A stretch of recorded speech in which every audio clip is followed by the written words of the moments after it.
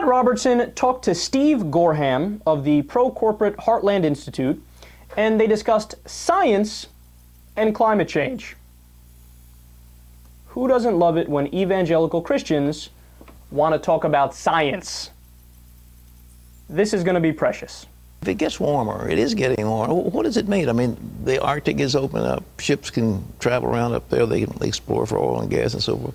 Well, what are the dangers about all this? Well, it's very interesting, and a lot of things are proclaimed. Storms are getting worse and a lot of other things, but the periods in history show that warmer periods have actually been better for civilization. We seem to have less extreme weather, we have longer growing seasons, and we have more carbon dioxide in the atmosphere now, which is actually greening the planet. It's greening the planet? It's greening the planet. That's good. Yes, it is. So we won't start, but what was the time in Europe when there were terrible famines? Was that the Little Ice Age? That was a Little Ice Age from 1300 to 1800. Okay. And 500 years. For about 500 years, the population of Iceland decreased by about 50%. Yeah. And actually, there were many people in the Middle Ages that were blamed for causing the cold temperatures and the poor crops, and they labeled them witches. They burned them. Yeah.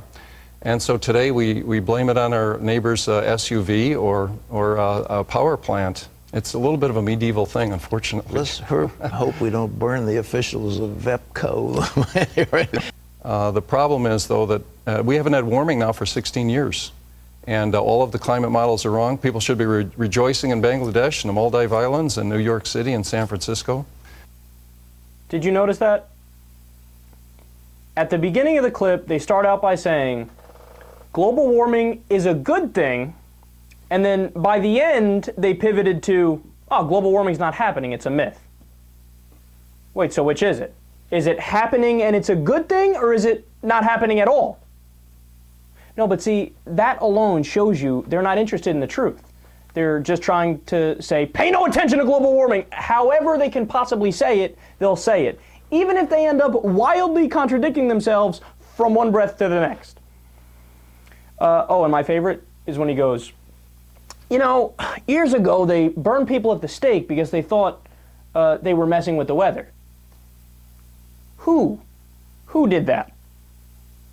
Say it, Pat. Say it, man. It was you. It was the Christian fundamentalists who were doing that. It was your people. And then they try and link burning people back then to being angry at ExxonMobil or Chevron or people driving gas guzzlers today. Yeah, there's only two differences. Number one, we're not burning them at the stake. And number two, the people that we point to today actually do increase global warming and pollution, when back then all you did was pick out random innocent people and say, yeah, it's controlling the weather, kill them, burn them at the stake. And it was angry Christian mobs, Christian fundamentalists. And let's just get the record straight here for a second. You know what global warming actually leads to? Glaciers melting, ice caps melting, sea level rising, extinction of some species, food shortages, prices of food going up, more hurricanes, stronger hurricanes, increased drought, increased wildfires, water resources running out in certain areas, wars over land in Asia and Africa, and of course trillions of dollars in damage control. And that's probably not even half of the things that I went over here.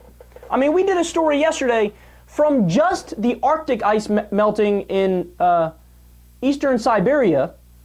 There's going to be methane released into the air. It's going to cost $60 trillion.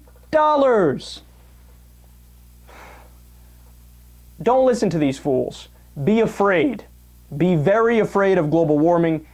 And make no mistake, these are the guys who are blocking us from doing anything about it. The Heartland Institute, which he works for, and the other right-wing think tanks, and ExxonMobil and Chevron and BP and all these different companies, they pay the politicians when they run for office, and then when the politicians get into power, they don't do anything about global warming, or at least anything really substantive to make a dent.